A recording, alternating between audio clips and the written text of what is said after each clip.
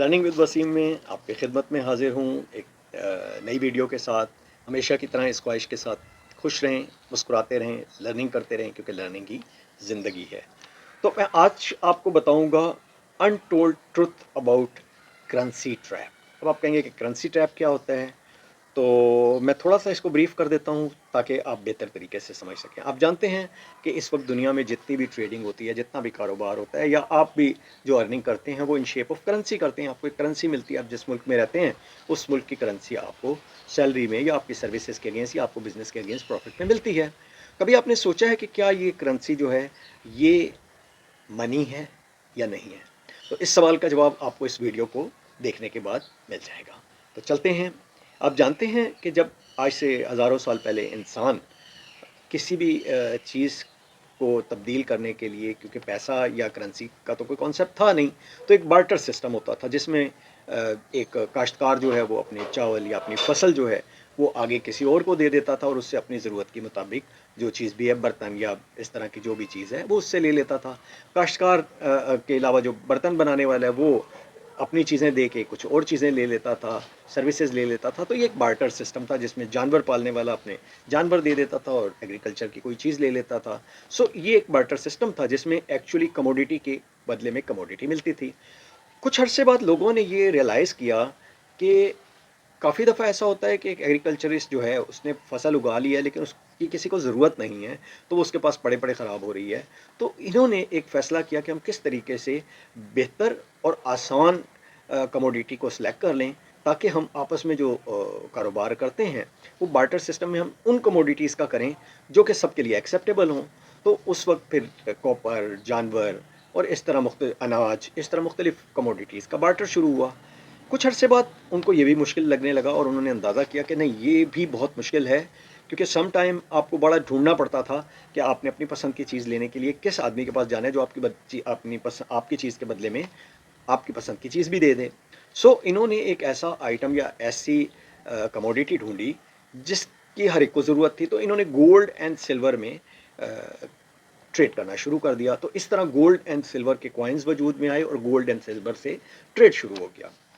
अब यहाँ शुरू होता है कहानी का दूसरा पार्ट। देखिए, आप जानते हैं कि गोल्ड और सिल्वर जो हैं ये बेसिकली मनी है। वो क्यों मनी है? कि इनकी अपनी एक वर्थ है। आप कभी भी गोल्ड या सिल्वर को इर्रिस्पेक्टिव आप किसी भी मुल्क में हैं, इर्रिस्पेक्टिव आप कोई भी करेंसी यूज़ करते हैं, आप गोल्ड या सिल्वर को जब भी लेके जाएंगे तो आपको उसके रिटर्न में उसकी वर्थ के बराबर चीज़ मिल जाएगी। जबकि करेंसी को जब आप लेके जाएंगे तो करेंसी की इटसेल्फ कोई वैल्यू नहीं है। करेंसी के पीछे सिर्फ एक भरोसा या एक गवर्नमेंट का टेंडर है, गवर्नमेंट का एक नोट है जिसमें गवर्नमेंट ये कमिट करती है कि इस करेंसी के अगेंस्ट आपको वो चीज़ देगी। तो यहाँ शुरू होता है दूसरा पार्ट।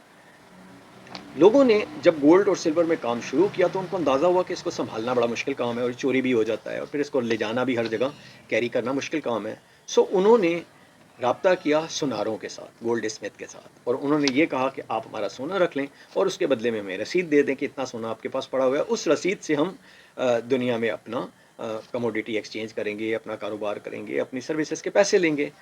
तो हुआ कुछ अरसे में ये कि जब सुनारों ने देखा कि जो भी हमें गोल्ड दे के जाता है और हमारे से पर्ची या रसीद लेके जाता है वो वापस तो आता ही नहीं, तो क्यों ना हम लोग फेक रिसीट्स इशू करना शुरू कर दें। यानी अगर उनके पास लोगों का 10 तोले सोना था तो वो 50 तोले सोने की रसीदें इशू करना शुरू कर दी, क्योंकि उनके पास से कोई लेने तो आता नहीं था। और यहाँ से कयाम होता है बैंकिंग का, बैंकिंग सेक्टर का। और यही गोल्ड स्मिथ फिर कन्वर्ट हुए बैंक्स में, और बैंकों ने देखा कि ये तो बड़ा अच्छा काम है कि इसके रिज़र्व में जब हम कोई चीज़ रखते हैं उसके रिज़र्व में तो हम सिर्फ कागज़ ही देते हैं।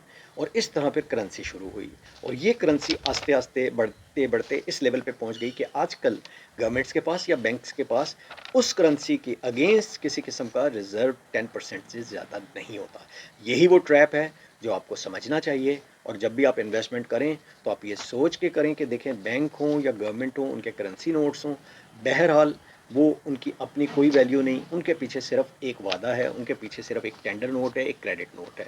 जबकि गोल्ड या सिल्वर जो हैं वो हमेशा गोल्ड एंड सिल्वर है। उसकी आसान मिसाल आप इस तरह ले सकते हैं कि इन केस अगर गवर्नमेंट कल को अपनी कमिटमेंट वापस ले लेती है और अपने नोट की कमिटमेंट से हट जाती है तो आपके नोट की कोई वैल्यू नहीं है, वो एक कागज़ का टुकड़ा है। लेकिन किसी भी किस्म का गोल्ड या सिल्वर, आपके पास गोल्ड एंड सिल्वर है, चाहे गवर्नमेंट उसमें कमिटमेंट करे या ना करे, आप उसके बदले में कमोडिटी ले सकते हैं। सो यही वो सिलसिला है जिसकी वजह से गोल्ड एंड सिल्वर को रियल वेल्थ या रियल मनी कहा जाता है।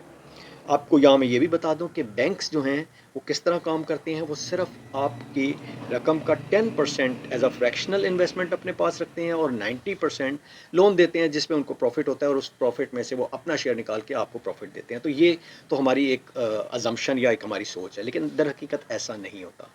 जब कोई बैंक 10% रख के 90% इन्वेस्ट करता है तो वो 90% भी आगे री इन्वेस्ट होता है, और जब वो री इन्वेस्ट होता है और जिसको वो जाता है वो भी बैंक में डिपॉजिट करता है, तो उस बैंक में भी वो 90% शो होता है। तो इसका मतलब है कि आपके 100 रुपये जो हैं वो आपके अपने अकाउंट में भी 100 रुपये शो हो रहे होते हैं, वो बैंक उस पर 90% जो लोन देता है वो 90% भी अलग से शो हो रहा होता है, और जहाँ वो 90% इन्वेस्ट किए गए होते हैं वहाँ भी वो 90% शो हो रहे हैं। तो इस तरह आपकी अमाउंट जो है वो वर्चुअल करेंसी में कन्वर्ट होती जाती है। सो हमेशा याद रखें, और हमेशा जब भी आप अपनी इन्वेस्टमेंट प्लानिंग करें तो उसमें इस पॉइंट को ज़रूर याद रखें, और कोशिश करें कि अपनी इन्वेस्टमेंट्स को सिर्फ और सिर्फ करेंसी या नोट में ना रखें, बल्कि आपके पास रियल वेल्थ गोल्ड या सिल्वर होना भी बहुत ज़रूरी है। इसी के साथ आज की वीडियो से मैं आपसे इजाज़त चाहूँगा। नेक्स्ट वीडियो तक के लिए